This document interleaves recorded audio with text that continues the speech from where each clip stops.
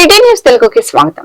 ఈనాటి వార్తా విశేషాలు. జీఎంసీకి చెల్లించవలసిన పన్నులు ఏప్రిల్ 30వ తేదీ చివరి కావడంతో విజయవాడ సర్కిల్ 2లో నగరవాసులు క్యూ కట్టారు. ఈ రోజు పన్ను చెల్లిస్తే 5% మినహాయింపు ఉంటుందని బారులు తీరిన పట్టణవాసులు. ఈ సందర్భంగా అయోధ్య నగర్ నుండి వచ్చిన శివరామకృష్ణ, సింగ్ నగర్ నుండి వచ్చిన శ్రీనివాస్ మాట్లాడుతూ ఉదయం నుండి ఇక్కడే ఉంటున్నామని, కంప్యూటర్లు మొరాయిస్తున్నాయని, ఏప్రిల్ 30తో ఆఖరు తేదీ అయినప్పటికీ మరో 2 రోజులు పొడిగించాలని అన్నారు.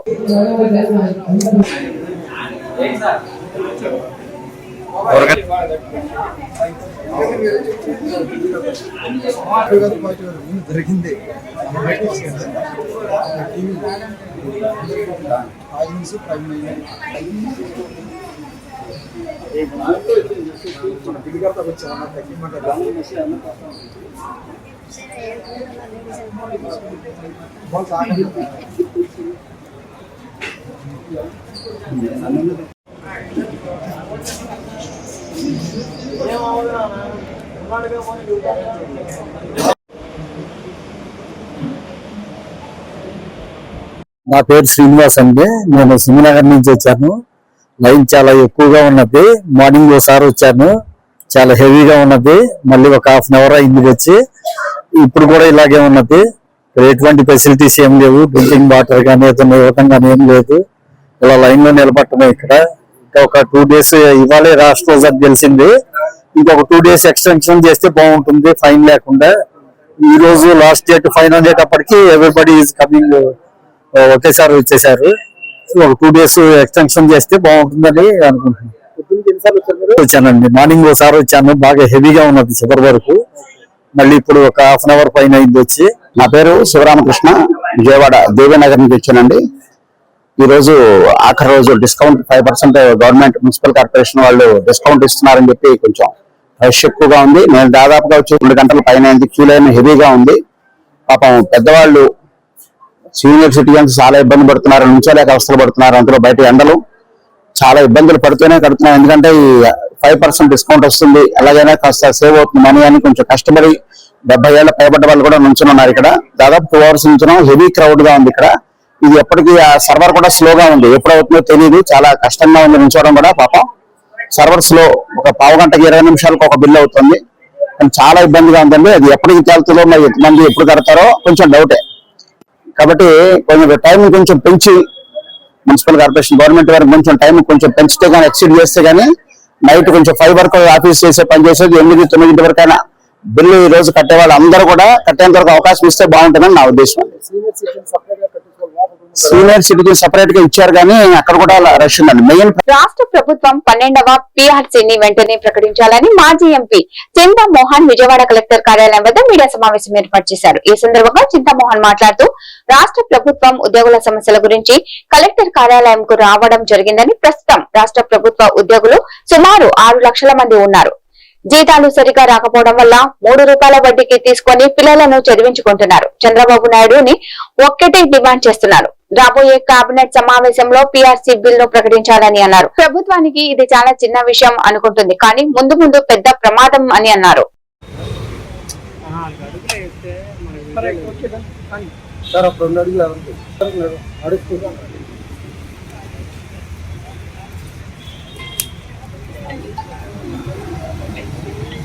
Okay sir, thank you. ప్రకటించాలి, ప్రకటించాలి,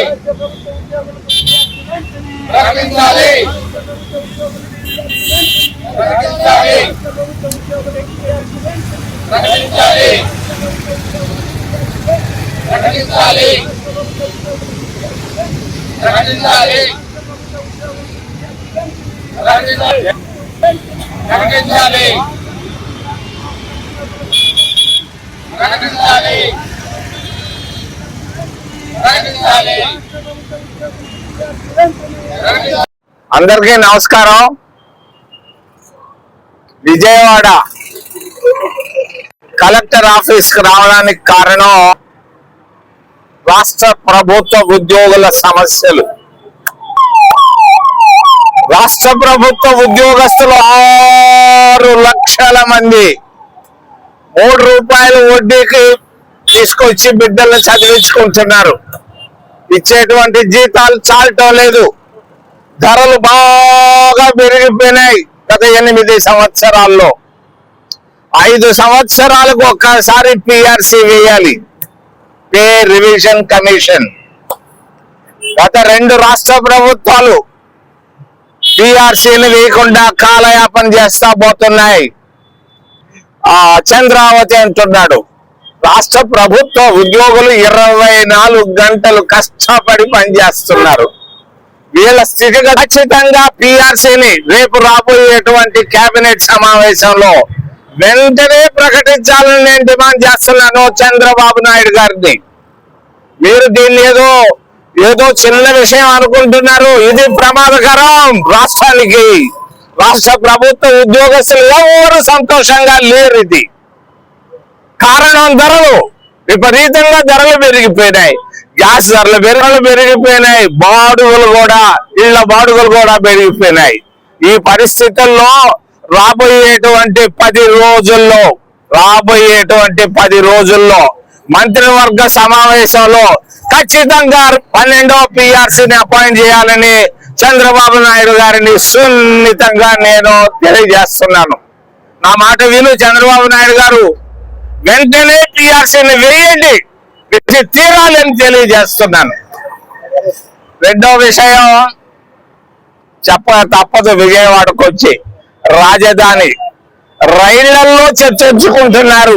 రాజధాని విషయం నిన్నంతా రైళ్లలో కూర్చొని వింటా ఉంటే తగాదాలు పెట్టుకుంటున్నారు అందరూ. రాజధాని అమరావతి పోయి చంద్రావతి అయిపోయింది చంద్రబాబు నాయుడు గారు. ఇది ఎవరు ఇష్టపడటం లేదు. ఉత్తరాంధ్ర వాళ్ళు ఇష్టపడటం లేదు, రాయలసీమ వాళ్ళు ఎవరు ఇష్టపడటం లేదు. రాష్ట్ర వ్యాప్తంగా 10వ తరగతి పరీక్షా ఫలితాల్లో కృష్ణా జిల్లా గుడివాడలోని విశ్వభారతి హైస్కూల్ విద్యార్థులు విద్యాదుందుబి మోగించారు. గత సంవత్సరం 597 మార్కులు సాధించగా ఈ సంవత్సరం కూడా మా విద్యార్థి మాట్ల యువచంద్రారెడ్డి 598 మార్కులతో ప్రథమ స్థానంలో నిలిచారని విద్యార్థికి శుభాకాంక్షలు ఆశీస్సులు అందజేశారు విశ్వభారతి ఫౌండేషన్ మరియు చైర్మన్ శ్రీ పొట్లూరి శ్రీమన్నారాయణ. చదువుతో పాటు విశ్వభారతిలో క్రమశిక్షణ, పర్యవేక్షణ, డీన్, ప్రిన్సిపాల్, ఉపాధ్యాయుల కృషి, తల్లిదండ్రుల ప్రోత్సాహంతో ప్రథమ స్థానం సాధించామని, స్టేట్ లో విశ్వభారతికి ఒక గుర్తింపు ఉందని, ఐఐటిలో కూడా మంచి ర్యాంకులు గతంలో వచ్చాయని మీడియాకు తెలియజేశారు.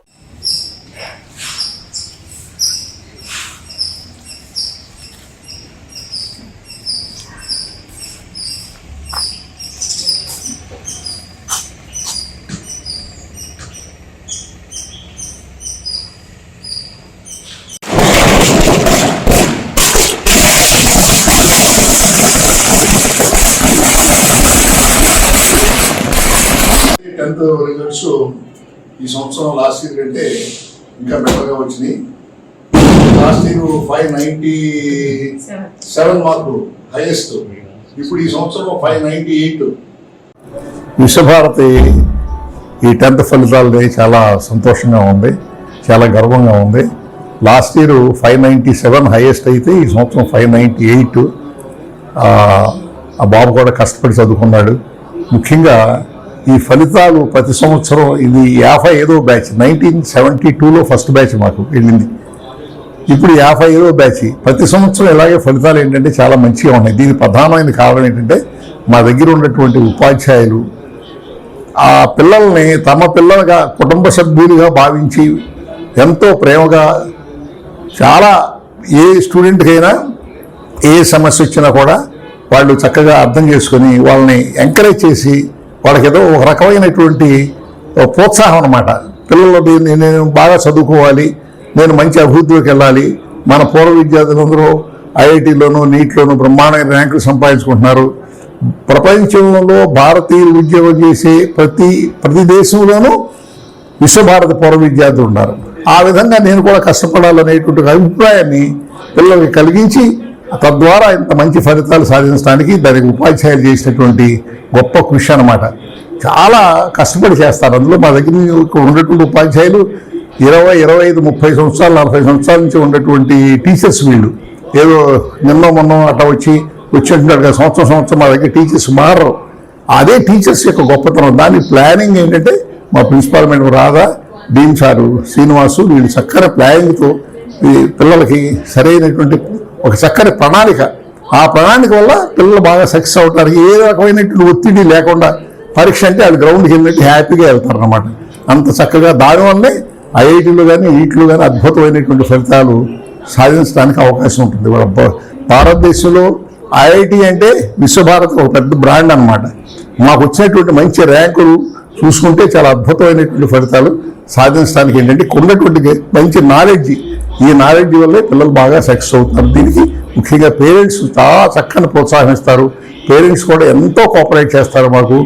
మా దగ్గర ఉన్నటువంటి ఇన్ని వేల మంది విద్యార్థులు హాస్టల్ కానీ డే స్కాలర్స్ కానీ పిల్లలందరూ పేరెంట్స్ కూడా చాలా కోఆపరేట్ చేయడం వల్ల ఈ ఫలితాలు సాధించడానికి ఇంత మంచి అవకాశం ఏర్పడుతుందని తెలియజేస్తారు. రాష్ట్ర వ్యాప్తంగా 10వ తరగతి పరీక్ష ఫలితాల్లో కృష్ణా జిల్లా గుడివాడ పట్టణం కేకేఆర్ గౌతమ్ స్కూల్లో రాజమల్లో హేమశ్రీరెడ్డి 598 మార్కులతో క్యాంపస్ మొదటి స్థానంలో నిలిచారు. KKR Gautam school principal Lakshmi Prasad తెలిపారు. ఈ సందర్భంగా బాణసంచా కాలుస్తూ స్వీట్లు పంచి సంతోషాన్ని వ్యక్తం చేశారు. ఈ విజయానికి కారణమైన పాఠశాల అధ్యాపకులకు, ప్రోత్సహించిన తల్లిదండ్రులకు ప్రత్యేక కృతజ్ఞతలు తెలియజేశారు.